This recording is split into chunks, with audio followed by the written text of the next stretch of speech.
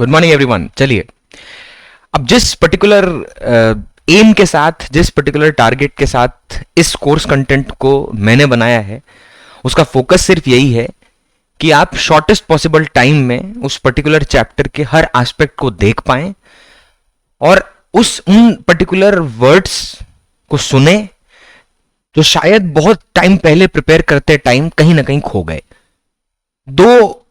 क्योंकि आपने उसके बाद जाके बहुत सारे चैप्टर्स पढ़े इंपॉर्टेंट के नाम, मतलब आपने जो डिफिकल्टी के पॉइंट ऑफ व्यू से, मैथ्स के पॉइंट ऑफ व्यू से, बहुत सारे एस्पेक्ट के बेसिस पे चैप्टर को जो आइसोलेट किया, समझा, आगे बढ़े, तब कहीं ना कहीं आपने वो सारी चीजें जो बहुत क्रिटिकल तब शायद लगी हो जब चैप्टर को पढ़ा हो, वो by the time the content has moved on to the next level, आप शायद वो भूल गए हैं।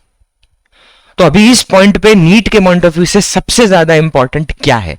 What should be your main focus? Revision. Apart from that nothing else should be.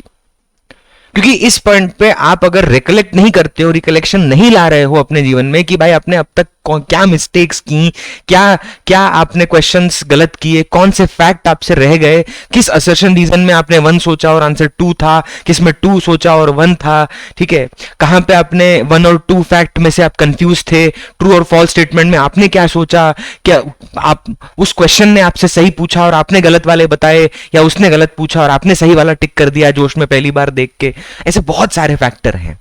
Example के तौर पे कि मतलब आप मान लीजिए फ्लूइड चैप्टर के अंदर किसी ने हमें क्या बोलते हैं, सरफेस टेंशन का क्वेश्चन दे दिया, सरफेस एनर्जी का क्वेश्चन दे दिया, और उस पॉइंट पे बंदा कंफ्यूज हो गया कि यार सरफेस 2 लेनी है कि 1 लेनी है, बबल है कि ड्रॉप है, एयर बबल है कि, ठीक है, इस तरह की चीजें। तो ये बहुत ही बेसिक चीजें हैं जिनसे ही रिजल्ट आपका परफेक्ट होता है। But the only thing we forget is the most basic one. क्यों? क्योंकि इतना शोर आसपास मच रहा है। अपने दिमाग को एकदम शांत करिए, isolate yourself from the world right now. आप जो भी टेस्ट सीरीज जहां भी दे रहे हैं, जिस भी प्रोसेस को फॉलो कर रहे हैं, जो भी ट्रायल एरर अभी भी मारने में लगे हुए हैं, कोई दिक्कत नहीं है। अपने हिसाब से take it to the end. बहुत लोगों का ज्ञान लेके, मार्क्स देख के अपने आप को चेंज करने की जरूरत नहीं है, बिकॉज स्टिल अभी भी लास्ट पेपर बाकी है, which is the most important one. उससे पहले आपने जो ऐड करना है, जो सब्ट्रैक्ट करना है, वो आपके हाथ में है। So don't worry, let's straight away enter into the topic, enter in the chapter and try and understand कि इस चैप्टर को सबसे शॉर्टेस्ट पॉसिबल वे में रिवाइज किस तरह से किया जाए। मैं नहीं कह रहा कि हम इस चैप्टर को एकदम बेसिक 0 से स्टार्ट करके उस लेवल तक लेके जाएंगे जहां पे आप कहीं ना कहीं परफेक्ट हो जाएं। वो अभी के लिए पॉसिबल नहीं है। ये फोकस अगर आपका इस कंटेंट से है तो उसके लिए अलग वीडियोस में पोस्ट करने वाला हूं, जहां पे थरोली आपका पूरा चैप्टर 5-5, 6-6 घंटे लेके कहानी, एग्जाम्पल, फील्ड से कनेक्शन क्या है, पहले क्या था, आगे क्या आएगा, वो सारी चीज में होगी। लेकिन अभी इस पर्टिकुलर वीडियो का फोकस वो नहीं है। और ये इंट्रोडक्शन भी मैं अभी सिर्फ इसलिए दे रहा हूं because this is the first chapter.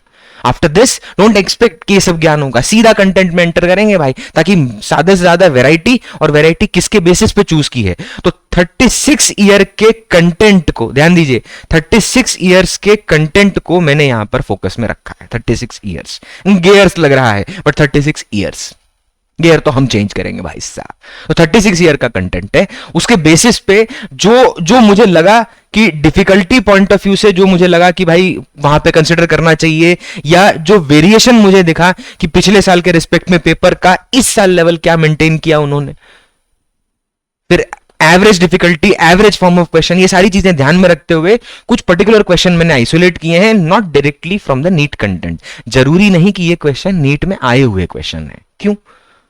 वही सीखेंगे क्या जो आने ही वाला है? नहीं। रिवीजन का पर्पस क्या है? आप उस पर्टिकुलर एक इनिशियल पॉइंट से लेके एंड तक जाओ, उस अम्ब्रेला के अंडर जितनी चीजें आती हैं सबके बारे में एक बार बात हो जाए। मे बी क्वेश्चन जो मैं लूं वो उतने सारे नहीं ले पाए हम इस गिवन टाइम में कि हर एक एस्पेक्ट को टच कर पाए, बट इसका मतलब ये नहीं कि मेरा फोकस आपको पूरा चैप्टर ना पढ़ाते हुए सिर्फ कुछ क्रिटिकल इंपॉर्टेंट पॉइंट्स को बता देना है, ऐसा नहीं है। मेरा फोकस ये है कि हम क्वेश्चन जब उठाएं उस टॉपिक का, तो उस क्वेश्चन के अंदर हर एक पार्ट हो that may be general, that may be NEET का क्वेश्चन हो सकता है, आया हुआ क्वेश्चन हो सकता है, या कहीं का भी क्वेश्चन हो सकता है। Get this first. चलिए, आगे बढ़ते हैं। अब जो हमारा कंटेंट है उसमें एंटर करते हैं। जिस चैप्टर पे बात हो रही है that is units and measurement, और यूनिट्स एंड मेजरमेंट दो पोर्शन है। यूनिट्स एंड मेजरमेंट में unit comprises the dimension analysis part and the measurement part will talk about two things. First, error and it's representation. NCERT के हिसाब से बात करें, गलतियां और गलतियों को बताने का तरीका, क्योंकि इंसान नहीं, आदमी गलतियों का पुतला है, स्पेसिफिकली आदमी। ठीक है, तो अब उस बात को ध्यान में रखते हुए, और सेकंड पार्ट जो होगा वो होगा एक्सपेरिमेंटल स्किल का। एक्सपेरिमेंटल स्किल के अंदर हम बात करेंगे वर्नियर कैलिपर्स और आपका स्क्रू गेज की, और वहीं बात करेंगे लीस्ट काउंट एरर क्या होता है। ठीक है, तो इसी बात को ध्यान में रखते हुए कि इस पर्टिकुलर वीडियो का आउटपुट क्या है, एक्सपेक्टेशन क्या है, आगे बढ़ते हैं और मूव करते हैं उस पर्टिकुलर पॉइंट पर जहां पर यूनिट की रिक्वायरमेंट समझ आती है। चलिए, दो लोग हैं, एक है पर्सन 1, ये रहा पर्सन 1, और इधर है पर्सन 2, जी है पर्सन 2। पर्सन 1 पर्सन 2 तुनक तुनक, चलिए, अब ये person 1 and person 2, person 1 wants a liquid, एक कहीं कोई कंपनी इंडस्ट्री है, वहां पे एक लिक्विड की रिक्वायरमेंट है, और उस लिक्विड की जो रिक्वायरमेंट है उसकी एक स्पेसिफिक डेंसिटी उसको चाहिए, and that is density let's say 4 gram per centimetre cube उसकी रिक्वायरमेंट है। ठीक, ट्रक में लोड किया सामान, लेके चला आया, ले भैया 4 ग्राम पर सेंटीमीटर क्यूब का डेंसिटी चाहिए। दूसरा पर्सन जो है वो बोलता है कि भाई तुमने डिमांड की 4 ग्राम पर सेंटीमीटर क्यूब, ठीक है, हम लाए हैं, लेकिन हमारे ट्रक के पीछे डेंसिटी लिखी हुई है 4000 केजी पर मीटर क्यूब। ठीक है, पर मीटर क्यूब ये लिखा हुआ है।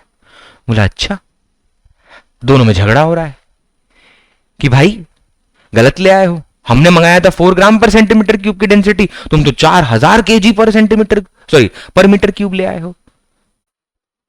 क्या ये दोनों गलत लड़ रहे हैं या सही लड़ रहे हैं? क्या ये दोनों अलग चीजें हैं? क्या दोनों नंबर सेम है? Both numbers are same, yes. क्यों? बिकॉज कहीं ना कहीं एक बहुत बड़ा फैक्टर यहां पे आता है कि जिस फिजिकल क्वांटिटी के बारे में आप बात कर रहे हैं वो है डेंसिटी। वो डेंसिटी अभी यहां पर भी डेंसिटी है, और जब इस पर्सन ने दिया तो भी वो है डेंसिटी ही, सिंपल। तो फिजिकल क्वांटिटी चेंज नहीं हुई। ठीक है, क्या चेंज हुआ? तो मैं कहूंगा यहां जो फैक्टर चेंज हुआ है that is the system in which through which you are dealing. कि भाई ये जो सिस्टम है, पहला वाला जो सिस्टम है, ये जो फर्स्ट सिस्टम है आपका, ये जो सिस्टम है ये है आपका CGS system, type of unit. ठीक है, किस सिस्टम में आप डील कर रहे हैं, किस यूनिट सिस्टम में आप डील कर रहे हैं, वो है सीजीएस। लेकिन जो दूसरा वाला पर्सन ऑफर कर रहा है वो एसआई सिस्टम में ऑफर कर रहा है। अब बहुत सारी चीजें एक कंट्री में बनती हैं, दूसरी कंट्री में बनती है, एक जगह पे आके असेंबल होती हैं, तो दोनों का अलग अलग सिस्टम ऑफ यूनिट होगा। तो क्या यही करते रहेंगे कि क्या गलत बना दिया, क्या सही बना दिया? नहीं, तो उसके लिए कन्वर्जन फैक्टर बनाएंगे। अब वो कन्वर्जन फैक्टर किस पे डिपेंड करता है? तो वो डिपेंड करता है dimensional analysis and its application पर। कि भाई dimensional analysis and its application का मीनिंग क्या है कि हम इस पॉइंट में, इस पर्टिकुलर पार्ट में एप्लीकेशन पे फोकस करने वाले हैं सीधा, क्योंकि ऑब्वियस ही बात है हम क्वेश्चन पे इंटरेस्टेड है, जल्दी से रिवाइज करने में इंटरेस्टेड है कि क्या क्या है इसमें। तो इसमें क्या क्या आता है? तो सबसे पहला पॉइंट इस चैप्टर के अंदर जो आता है, ध्यान दीजिए, वो है to check the dimensional consistency of an equation. Dimensional consistency of an equation, dimensional consistency. ठीक है, कि डायमेंशन सही है कि नहीं, सिर्फ फिजिकली करेक्ट है कि नहीं वो पता नहीं कर पाएगा। एग्जांपल के तौर पे kinetic energy half mv square लिखो, चाहे काइनेटिक एनर्जी mv स्क्वायर लिखो। ध्यान देना इस एग्जांपल पे, काइनेटिक एनर्जी लिखा हमने, ये देख रहे हैं आप। अब ये मतलब क्या बोलते हैं, इस पॉइंट पे mv स्क्वायर भी लिखा है और हाफ mv स्क्वायर भी लिखा है। कौन सा सही है? दोनों ही सही है। किस तरीके से? डायमेंशनली, फिजिकली नहीं। फिजिकली आपको मालूम है कौन सी करेक्ट है जो आप यूज करते हैं, तो डायमेंशनल कंसिस्टेंसी चेक कर सकता है। दूसरा एप्लीकेशन क्या है इसका, which is very important NEET के पॉइंट ऑफ व्यू से, 36 ईयर कंटेंट को देखने के बाद जो मैं एनालिसिस बता रहा हूं कि भाई कन्वर्जन सेकंड पार्ट हो गया। And what is the third application for this? This is relation. Relation का मतलब क्या है कि किस तरीके से हम एक फिजिकल क्वांटिटी को, एक डिराइव्ड फिजिकल क्वांटिटी को बाकी फिजिकल क्वांटिटी से, फॉर एग्जांपल फोर्स का फॉर्मूला होता है 6 pi r eta v. This is the formula for force, 6 pi r eta v. क्या है ये? Which force is this? Viscous force. R क्या है? रेडियस. ईटा क्या है? Coefficient of viscosity. वी क्या है? वेलोसिटी. क्या मिला? Force, viscous drag. तो ये जो फोर्स है, ये कहीं ना कहीं आप देखो तो force is directly proportional to R to the power 1, eta to the power 1 and V to the power 1. This can be established with the help of dimensional analysis and its application. तो इसमें मेरा focus किस पे होगा? इन तीनों में से मेरा फोकस किस पे है? तो मुझे ऐसा लगता है जो मेरा गट फीलिंग एंड जो एनालिसिस मेरा 36 ईयर के क्वेश्चन के बेसिस पर है, उसमें मुझे ऐसा लगता है कि जो हमारा फोकस होना चाहिए वो होना चाहिए कन्वर्जन के ऊपर. तो इसीलिए सीधा हम इसके आगे जो अपना नेक्स्ट पॉइंट है उसी पे बढ़ जाते हैं, दैट इज कन्वर्जन. और कन्वर्जन में सीधा बात करते हैं एग्जांपल की, आपको समझ आएगा कि क्यों मैंने ये पर्टिकुलर डेंसिटी का एग्जांपल लिया था. चलिए एक बार क्वेश्चन को रीड कर लेते हैं, फिर क्वेश्चन को किस तरीके से सॉल्व करेंगे, क्या अप्रोच होगा, उस पर अपन बात करेंगे और हर एक एस्पेक्ट पे फोकस होगा. क्वेश्चन कह रहा है the density of material in CGS system of unit is 4 gram per centimetre cube. ठीक है, सीजीएस सिस्टम में 4 ग्राम पर मीटर, ठीक है, आपका क्या बोलते हैं, सेंटीमीटर क्यूब है. इन अ सिस्टम ऑफ यूनिट, यानी एक नए सिस्टम ऑफ यूनिट में जहां पर यूनिट ऑफ लेंथ कितना है 10 सेंटीमीटर, यूनिट ऑफ लेंथ कितना है भाई 10 centimetre, and unit of mass कितना है, ध्यान दीजिए, यूनिट ऑफ मास जो आपको दिख रहा है, यूनिट ऑफ मास कितना है, वो है 100 ग्राम. यानी जिस सिस्टम में अभी क्वांटिटी है that is the CGS system. ठीक, सीजीएस सिस्टम है. सीजीएस सिस्टम से हमें किस सिस्टम में जाना है, पहले जो निकालना है उस पर्टिकुलर पॉइंट पे फोकस करिए. तो हमें एक न्यू सिस्टम में जाना है. किस में जाना है? न्यू सिस्टम में. पहला सिस्टम कौन सा है? पहला कौन सा है? सीजीएस. सीजीएस से हमें किस में जाना है? न्यू सिस्टम में. क्वेश्चन ने बता दिया, डेटा. अब रही बात सीजीएस सिस्टम की, तो सीजीएस सिस्टम में हम डेंसिटी जो गिवन है हमें वो है 4 ग्राम पर सेंटीमीटर क्यूब, और हमें डेंसिटी चाहिए इस नए सिस्टम के अंदर. तो सबसे पहले आती है बात कंसेप्ट एप्लीकेशन की. ध्यान दीजिए, सबसे पहले किसकी बात आ रही है? कंसेप्ट एप्लीकेशन की. कंसेप्ट एप्लीकेशन क्या है? तो बात रहेगी कन्वर्जन. अब कन्वर्जन में के अंदर हम मूव कैसे करते हैं, how do we move in the part of conversion. फिर डायरेक्टली हम इस डेटा पे आ जाएंगे और उसको पुट कर देंगे.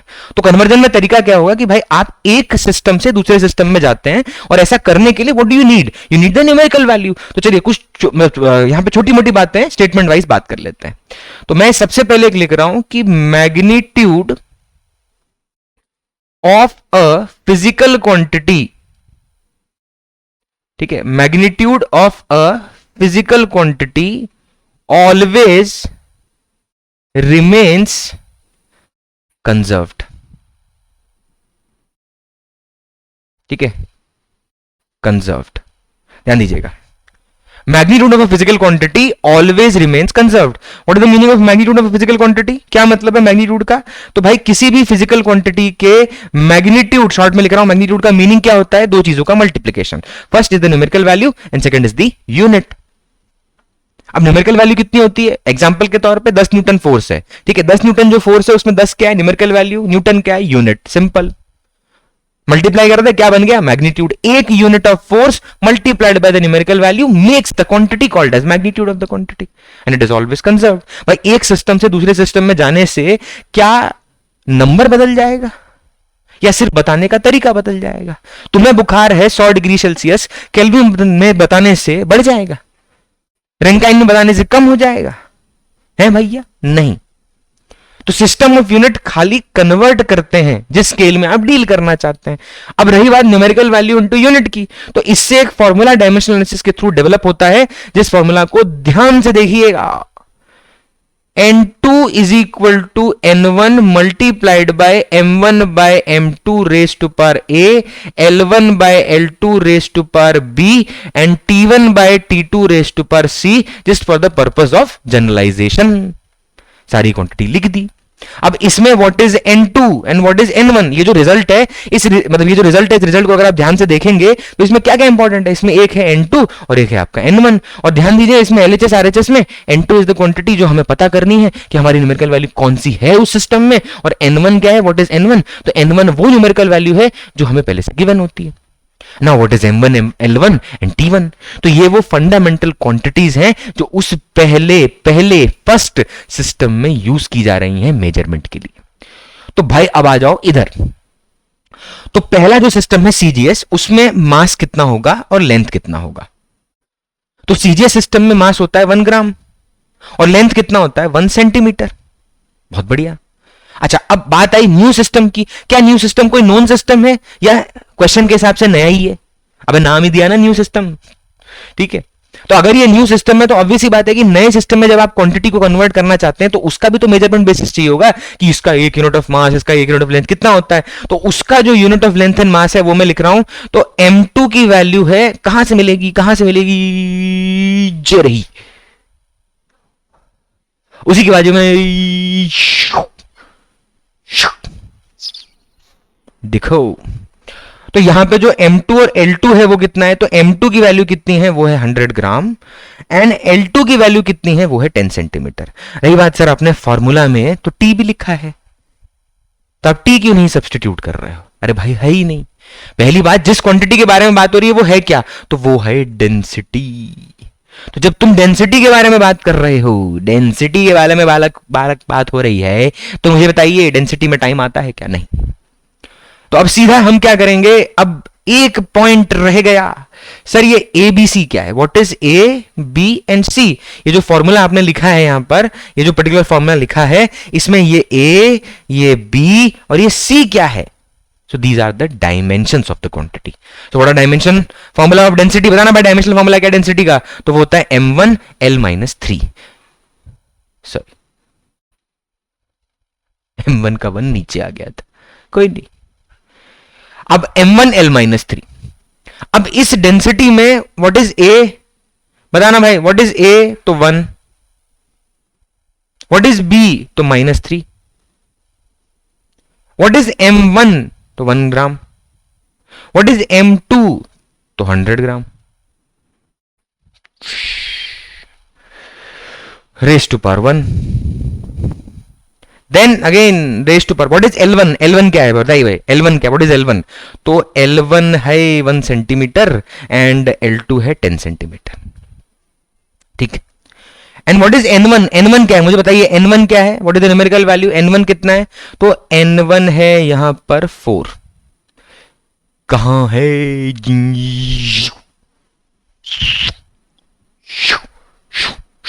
ठीक है भाई।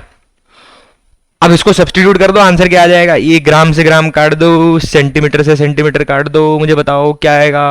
तो ये आएगा 1/100, 10 रेज़ टू पावर -3, 10 का रेज़ टू -3 ऊपर पलट के जाएगा, आंसर आएगा 4 इंटू 1/100 मल्टीप्लाइड बाय 1000, क्योंकि 10 raise to power 3000। Final answer कितना आएगा भाई, what is the final answer. ओहो, आगे भाग गया बालक, गंदी बात।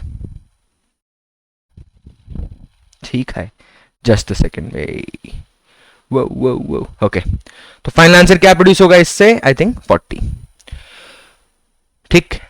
तो ये जो पर्टिकुलर क्वांटिटी है, ये जो हमने कन्वर्जन किया, अब इसको लिखना कैसे, डिनोट कैसे करना है, तो सिंपल देखना, 4 gram per centimetre cube is equal to 40 new unit.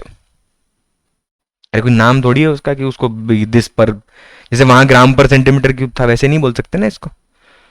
तो 40 gram per centimetre cube is equal to, sorry 4 gram per centimetre cube is equal to 40 new unit. अच्छा चलिए, this was the first question, let's move down to the next question. चलिए next question I think assertion reason point of view से ही लिया होगा, हाँ बहुत बढ़िया। चलिए असर्शन है dimensional constants are the quantities whose values are constant. बहुत बढ़िया, डायमेंशनल कांस्टेंट क्या बोल रहा है, डायमेंशनल कांस्टेंट। जिस पहली बात, क्या उसका वैल्यू कांस्टेंट है, बिल्कुल। क्या वो डायमेंशनल है, हां। अब बोल रहा है are the quantities whose values are constant, बिल्कुल सही है, बिल्कुल सही है।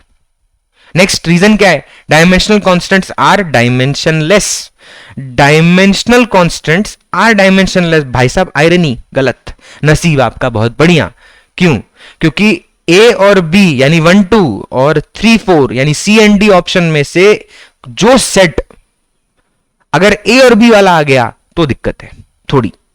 अगर आप कंसेप्चुअली एकदम फिक्स्ड माइंड में आप उसके लिए फिक्स नहीं है तो अब हमारा नसीब अच्छा है भाई, जो असर्शन है वो ट्रू है, रीजन क्या है? फॉल्स। तो अपने पास दिख रहा है assertion is true and reason is false.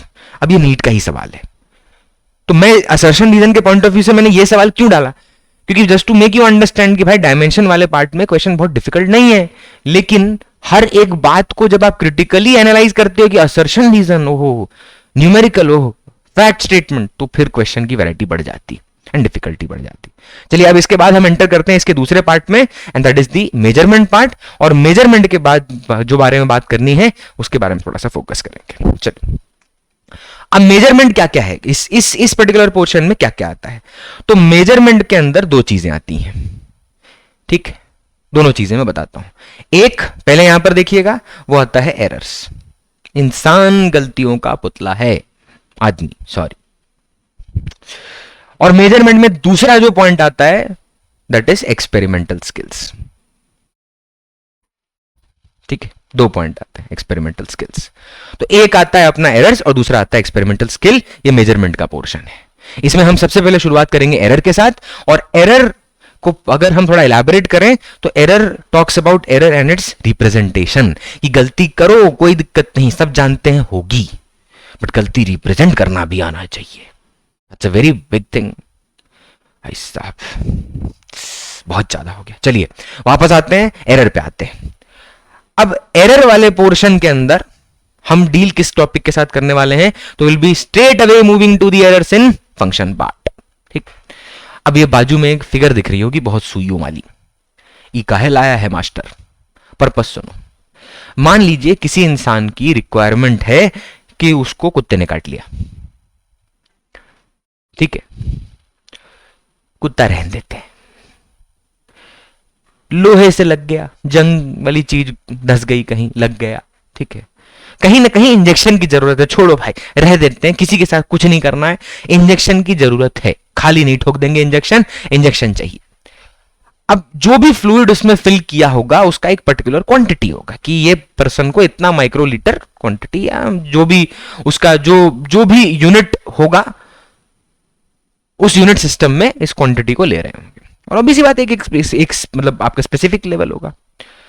अब रही बात कि जब एक इंसान को एमबीबीएस करने भेजा, उसने जो भी ड्यूरेशन प्रिपरेशन के दौरान 5.5 साल जो भी उसने किया, उसने चीजें सीखी, वो कॉन्फिडेंस गेन किया कि किसी इंसान को इंजेक्शन लगाया जा सकता है। It's not easy. You get to that point where you get confident and you start reacting based on the given situation. ठीक? अचानक से नहीं होता, nothing happens. तो errors in function किस तरीके से इस पार्ट पे लागू होता है? अच्छा, अब मान लो आप उस कंसंट्रेशन को सामने वाले को आप दे रहे हो, and as a doctor it's your responsibility to choose कितना फिल करना है। जब आप उस कंसंट्रेशन को इंसान को दोगे, उस पर्टिकुलर बंदे को दोगे, तो बहुत क्रिटिकल चीज है ये, क्योंकि ह्यूमन बीइंग है भाई, किसी की जान है, उसके साथ आप डील करने वाले हो। तो अब वहां पे हमारे लिए सबसे जरूरी चीज क्या आ जाती है? तो वो आता है एरर। क्यों एरर? मैं ये नहीं कह रहा हूं गलती है, जान दो, ऐसा नहीं कि एरर तो होगा ही, ये नहीं कह रहा हूं। मैं कह रहा हूं एरर के साथ साथ एक चीज आती है साथ में, दैट इज एरर मार्जिन। अब एरर मार्जिन क्या है? मार्जिन का मीनिंग क्या है? गलती करने की पॉसिबिलिटी, कितना अलाउड है। वो कंसंट्रेशन भी ऑब्वियस ही बात है बहुत ज्यादा नहीं हो सकता कि जितना देना है उससे 2 गुना गलती करना। अबे आदमी है बे, वो तेल भरने वाली कुप्पी लगा के थोड़ी भर देंगे, ऑब्वियस ही बात है। हम जिस तरीके जो कंसंट्रेशन का डील कर रहे हैं उसका एक एरर मार्जिन होगा, एक लिमिट होगा। कि जैसे मान लीजिए आप मार्केट से कोई रेजिस्टेंस खरीद के लाएं, आप क्यों लाएंगे? जो भी लाया 10 ओम, 10 + -1 ओम। क्या मीनिंग है इसका? इसका मीनिंग ये है कि ये जो वैल्यू हमने लिखी 10+, इसमें ये जो 10 ओम है, ये जो 10 ओम वैल्यू है, इसमें 1 ओम, व्हाट इज द, ये जो आपका एरर वाला पार्ट है, ये क्या बता रहा है कि ये जो 1 ओम वाला पार्ट है, ये 1 ओम इज द अनसर्टेनिटी कि ये 10 से 1 ज्यादा भी हो सकता है, 10 से 1 कम, लेकिन ठीक है, अलाउड है या नहीं वो तो डिपेंड करेगा सिस्टम की रिक्वायरमेंट पे, बट पता होगा तो इससे एक सेफ्टी रहेगा ना कि हाँ ठीक है कोई नहीं। अब इसी बात को ध्यान में रखते हुए let's enter into the error in function. और एरर्स इन फंक्शन के अंदर सबसे पहला जो सवाल हम ले रहे हैं, सबसे पहला आखिरी यही कह लीजिए, ये जो मतलब जो हम सवाल ले रहे हैं वो है पेंडुलम का। बहुत बढ़िया सवाल है क्योंकि एक तरह से ये बहुत सारी चीजें यहां पे आपके साथ डिस्कस करवाएगा। तो सबसे पहले time period of a simple pendulum. तो time period of a simple pendulum का फॉर्मूला होता है 2 pi under root L by g. ठीक है, बहुत ये जो रिजल्ट है आप बहुत बार यूज कर चुके होंगे, बहुत बार देख चुके होंगे, होपफुली। नहीं देखा है तो घर का एड्रेस बताइए, गिरा गिरा के मारेंगे आगे। ठीक है, चलिए, तो टाइम पीरियड है 2 pi under root L by g, L is the length, g is the acceleration due to gravity, T is the time period. Question है the time period of simple pendulum. Question को ध्यान से देखिएगा। The time period of a simple pendulum is 2 pi under root L by g. The measured value of length, ध्यान दीजिए, the measured value of length कितना है 10 centimetre with an instrument having a least count of 1 mm। ये point क्यों दिया है उस पर बात करेंगे। लेंथ तो ठीक है, ये तो मुझे समझ आया, आपको भी आया होगा कि लेंथ की जो वैल्यू उन्होंने 10 सेंटीमीटर दी है ये तो ठीक है, लेकिन इसके आगे ये जो पॉइंट इन्होंने लिखा है कि having a least count of 1 mm, क्या मतलब है इसका, इसका क्या मीनिंग है? ठीक है, देखते हैं। Then comes time of 100 oscillation. देखना भाई, ध्यान देना, एक ऑसिलेशन नहीं, फॉर्मूला एक ऑसिलेशन का है। कितने ऑसिलेशन है? 100 oscillation. Pendulum is measured to be 125 second. फिर से stop watch of least count 1 second. ये फिर से ऐसा क्यों बोल रहा है? घड़ी का लीस्ट काउंट क्या बता रहा है? ये 1 सेकेंड का है। आगे बढ़िए। The maximum percentage error in the determination of g is. अच्छा जी, यानी परसेंटेज एरर निकालना किस में है, किस पर्टिकुलर क्वांटिटी में हमें परसेंटेज एरर निकालना है, तो जी में निकालना है। तो सबसे पहले ये जो फॉर्मूला अभी लिखा है हमने, इस फॉर्मूले को हम चेंज करते हैं, चेंज करके कन्वर्ट करते हैं जी के फॉर्म में। मतलब अभी आपका जो आरएचएस है और जो आपका एलएचएस है उसको ध्यान दीजिए। एलएचएस में वो क्वांटिटी है जो हमारे फोकस पे नहीं है, हम उसको नहीं निकाल रहे हैं, हम उसको यूज करके जी को निकाल रहे हैं। तो पहले फॉर्मूला को चेंज करते हैं, स्क्वायर करके थोड़ा सा रीअरेंज करूंगा। तो स्क्वायर किया मैंने तो मुझे मिला T square is equal to 4 pi square L by g, and by that we got a formula which is g is equal to, ध्यान दीजिएगा, 4 pi square L by T square. तो जो सबसे पहला और क्रिटिकल पॉइंट रिक्वायर्ड था वो था उस पर्टिकुलर क्वांटिटी के टर्म में फॉर्मूला को डेवलप कर देना जिसका परसेंटेज एरर निकालना है। ठीक है, पहला पॉइंट हो गया। अब दूसरी बात आती है कि यहां पे किस तरीके से प्रोसीड किया जाएगा। तो सिंपल है, जब भी फंक्शंस हों तो उसमें सबसे पहला पॉइंट है कि कांस्टेंट क्वांटिटी पे ध्यान मत दीजिए। कांस्टेंट मतलब 4 पाई स्क्वायर। आपको लगता है 4 पाई स्क्वायर में गलती होगी एक्सपेरिमेंट करते टाइम? नहीं, वो मेजर्ड वैल्यू थोड़ी है, वो तो पहले से पता है ना, इट्स अ कांस्टेंट, तो उसके लिए मेजरमेंट परफॉर्म नहीं होता। तो इसमें नो एरर, नो एरर। ठीक है, फंक्शन की पहली बात हो गई। दूसरा, कौन कौन से पैरामीटर है जिसमें एरर है? क्या लेंथ में एरर है? लेंथ की वैल्यू कितनी है? 10 सेंटीमीटर। ठीक है, क्या टाइम में एरर है? टाइम की वैल्यू 125 सेकंड 100 ऑसिलेशन के लिए। लेकिन आपने एक चीज नोटिस की, उसके आगे जो उनका लीस्ट काउंट लिखा हुआ है, जैसे ये आपने लेंथ देखा ना, यहां पे आप देखो having least count 1 mm and 100 oscillation के लिए लीस्ट काउंट ऑफ 1 सेकेंड। क्या मीनिंग है इस बात का? लीस्ट काउंट दिया है। अभी थोड़ी देर पहले अपन ने बात की कि जब आप कोई चीज करने जा रहे हो तो उसमें गलती तो होगी, लेकिन गलती की रेंज अगर डिफाइन कर दी जाए, बाउंडेशन दे दी जाए, तो आदमी का डर कम हो जाता है और गलती के चांसेस भी कम हो जाते हैं। तो उसी चीज को ध्यान में रखते हुए हम एक बात यहां पर ध्यान दीजिएगा, बोर्ड में मैं लिख रहा हूं, this is least count error. ये एक टॉपिक है, कंसेप्ट जो मैंने बात की थी इससे पहले, कंसेप्ट की कि किस कंसेप्ट पे बात होगी, तो होगी अब least count error. What is the meaning of least count error? क्या मतलब है लीस्ट काउंट एरर का? ठीक, जब किसी पर्टिकुलर मेजरमेंट में यह बोला गया हो कि उसको इस इंस्ट्रूमेंट से मेजर किया गया है, मतलब आपको अनसर्टेनिटी यानी एरर की तरफ इशारा किया जा रहा है, उसी को बोलते हैं लीस्ट काउंट एरर। भाई या तो एक एग्जांपल मैं देता हूं, या तो आपकी क्वांटिटी ऐसे लिखी होती कि 10 प्लस माइनस 1 सेंटीमीटर, तो इसमें 1 क्या है? This is the uncertainty which is called as the error. ठीक है, वो भी डील कर लेते। लेकिन अब इस मतलब ये जो आपको डेटा दिया हुआ है इसमें ये तो नहीं बोला, तो इसका मतलब उसने लीस्ट काउंट क्यों दिया है? This is called as least count error. When the error is not given with the measured value, the least count itself becomes the error. तो अगर मैं लेंथ को यहां पर डिनोट करूं या टाइम को डिनोट करूं, लेंथ या टाइम को अगर मैं ऊपर क्वेश्चन जो है उसके बेसिस पर थोड़ा ऊपर जाके इसको लिखता हूं ताकि हमारे पास सफिशिएंट स्पेस रहे, तो लेंथ और टाइम को अगर मैं डिनोट करूं, ऑब्जर्वेशन निकाल के लाऊं इस क्वेश्चन के बेसिस पर, ठीक है, तो मुझे बताइए लेंथ क्या लिखा जाएगा? बताना भाई ध्यान से, लेंथ क्या लिखा जाएगा? तो मेरे हिसाब से लेंथ की वैल्यू है 10.0 प्लस माइनस 1 mm। एक मिनट, 1 mm को पहले से ही 0.1 सेंटीमीटर में कन्वर्ट कर लेते हैं ताकि बीच में कहीं जाके यूनिट ना भूल जाए। अरे एग्जाम में भाई प्रेशराइज सिचुएशन है, आदमी सर खुजा खुजा के छेद कर दे, इस प्रेशराइज स्टेट में बैठा हुआ है, और उस टाइम याद रखेगा mm में था क्वांटिटी की सेंटीमीटर में, वापस आ जाओ भाई इस बात, ठीक। और दूसरी बात आती है टाइम पे, तो बताओ टाइम कितना है? तो टाइम है 125 सेकेंड प्लस माइनस 1। इसमें तो चलो कन्वर्जन की जरूरत नहीं है। अब मेरा सवाल है कि मैंने 125 क्यों लिखा? मैंने 125 बटे 100 क्यों नहीं लिखा? क्या ये जो फॉर्मूला अभी टाइम पीरियड का हमने देखा, इस पर्टिकुलर फॉर्मूले में 100 ऑसिलेशन की बात हो रही है कि एक की? तो ये तो 1 ऑसिलेशन के लिए है, तो टाइम वहां जब लिखा जाना चाहिए तो एक ही ऑसिलेशन के लिखा जाना चाहिए था, कोई दिक्कत नहीं है।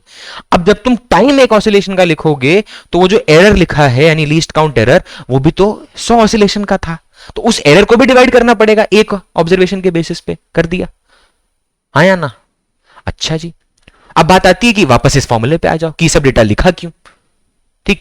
तो इस फॉर्मूले को एरर मेथड के हिसाब से अगर मैं स्प्लिट करूं तो सिंपल सा लॉजिक है, दो बातें यहां पे ध्यान में रखनी होती हैं। पहला कि परसेंटेज एरर इन जी, ध्यान देना कि percentage error in g will be the percentage error in all the quantities on the RHS side। कि इस पर्टिकुलर फॉर्मूले को अगर आप देखो तो इसमें जो G अपना क्वांटिटी है, इस क्वांटिटी की डिपेंडेंसी किस पे है? L और T पे।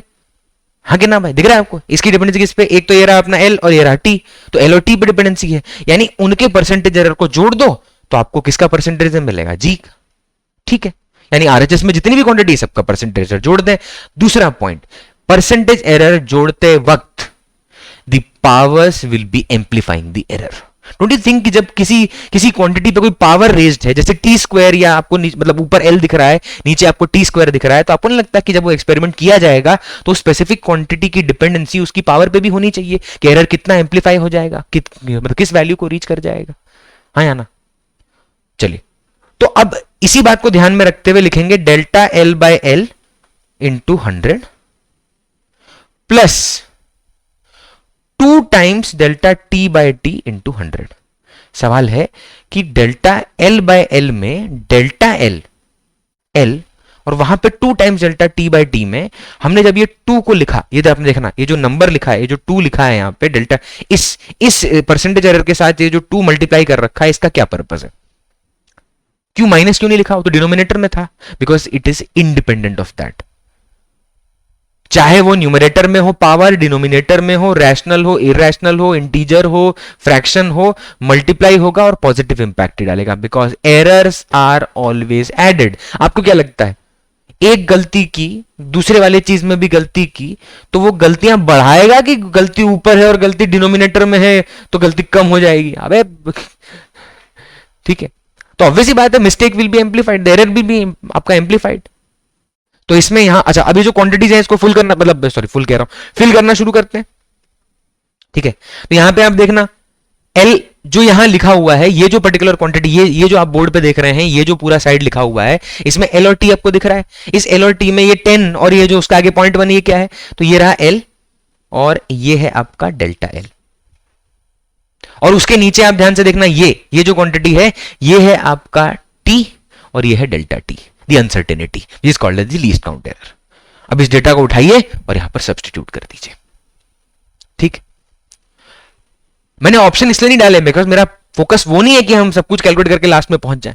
तो what is the value of delta L? Delta L की वैल्यू है 0.1, यहां जो पुट करना है डेल्टा एल की वैल्यू है 0.1, उसके बाद डेल्टा टी की वैल्यू कितनी है? 1/100, एंड टी की वैल्यू कितनी है 125/100 एंड एल की वैल्यू कितनी है आपका 10 सेंटीमीटर।